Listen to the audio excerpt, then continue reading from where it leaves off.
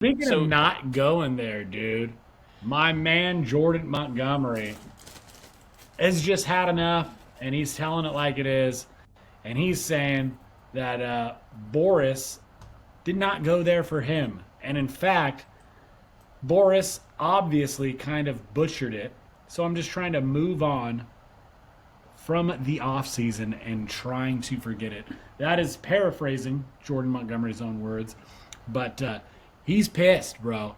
He has been demoted, I believe. I don't know if you call it demotion, but he's been moved to the bullpen, and I think it's going to save them as in the Diamondbacks, 2.5 million, maybe 5 million, from what he's owed, and yeah, man, it's tough. I believe that this was his first off season with Boris's agency. yeah, he switched to Boris Corp for this specific offseason. Yeah. And then it bounces immediately after Man, well, after he didn't get the contract. I feel for him, dude. I really do. Just, who hasn't been dicked by their boss, But I guess that is kind of the wrinkle of it, right? Is that your agent is supposed to be working for you. And in fact, another player that shared Montgomery's now former agent of Scott Boras, Blake Snell, said he thinks that it's sad that Jordan feels this way. Which, I think you can take off the bat a couple of ways. I think some people might hear that and go like, he's being a company man. He's kind of throwing his, fellow player under the bus. We all know it wasn't an ideal position for these guys to skip spring training, try and push for the dollar.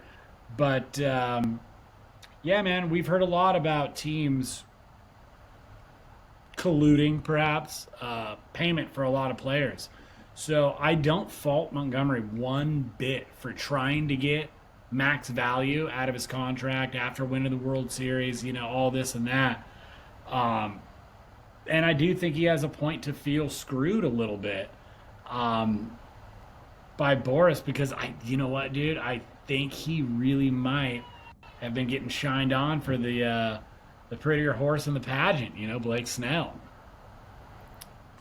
Yeah, I mean, it's very possible that he was being used as sort of like bartering chip to get, because I remember in the offseason it was the Yankees were like one of the teams where people were saying, oh, Snell's going to end up with the Yankees, like a 6-year, 150 type of deal.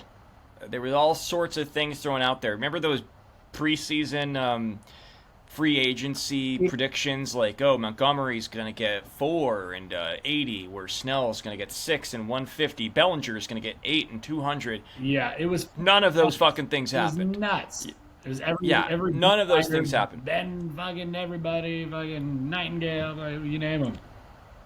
But the question is did Boris overplay his hand, or was he never going to get those contracts to begin with? Was the market sort of colluding against these players a little bit, not allowing them to get these types of contracts if your name wasn't Yoshinobu Yamamoto or Shohei Ohtani or Tyler Glasnow or whoever? Like, were they just not going to give out these contracts this offseason? Was it just not going to happen? Because the free agent market kind of did thin as soon as Yamamoto went off the board. And, for Snell specifically, I wonder if he'd be singing a little bit of a different tune right now if he was having a bad season. Because he was off to a bad start with the Giants. Not just a bad start, absolute dog shit. Yeah, and he was like, I'm pretty sure like they like put him on the IL or something. And he didn't start until like way late. He started very late into the year and then went on the IL. But he might be singing a different tune. But so I could see it two different ways. Like, do I think that Montgomery would be saying this right now if he wasn't moved to the bullpen? Probably not. Yeah. But, like, look at this contract that he signed. Like you said, it's incentive laden, and he's losing money by the fact that he's going to the bullpen. He's not going to make a certain amount of starts now. He's not going to pitch a certain amount of innings. He's going to lose money because of it. And, like, Boris couldn't get that guaranteed money. So I could understand why that would frustrate you. But on from Snell's standpoint, I could understand what he's saying. It's like, hey, man, like, so what you're basically saying is is that I should have just gotten my guaranteed money, and the Diamondbacks would have to live with me pitching like dog shit. So I could sort of understand it a little bit from the other side, where it's like, hey, like, you also still need to keep pitching well. You know, like, I understand that you just earned it, you won the World Series and you pitched well, but, like, you still need to continue pitching well, like, now more than ever, if anything, if you want to get that contract. I know you're probably not going to get it, but you get what I'm saying. Definitely. And Snell... I think that... sorry to cut you off, but yeah, you're good. I think it's one of those things where I'm pissed off if I'm Jordan Montgomery, and I think every single one of us would be too, right? But there's two ways to look at it, is what I'm saying. There is absolutely another side of it. Absolutely, and I do feel like that's fair, and I think what Blake is saying is completely fair, dude. Like, I think it's okay that they were represented by the same guy and had a different experience. They're different people. That's why fucking nobody has a perfect 5 stars on Yelp. Everybody has varied experience. But I think that being said, Jordan has every right to be pissed off. Maybe his normal rhythm in preparation for a season was thrown off. Maybe he was following up every day, and the anxiety of not having a deal done was racking him up. And maybe it was annoying Boras. And dude, those guys. I'm speculating. I'm not saying this is even a possibility. I don't know these guys. I don't break bread. But we've all been dicked around by our boss before, or somebody we've worked with, trying to get something done that's important to you, and you're kind of getting just strung along in what I believe is a, very difficult, it's very difficult waters to navigate, free agency to begin with. But yeah, to do it with a new guy for the first time, and you're trying to swing for the fences, and you just come up short, you definitely got to feel like you just cut at the knees and going, fuck. Now next year, I got to do another show me season. Granted, he's still going to get paid $25 million. He's got a player option. So he's going to make about $50 million over 2 seasons. You don't feel terrible for him. But again, this is a guy that was looking at, trying to get 5+ years and right off that sunset. And I think that what Snell is saying about how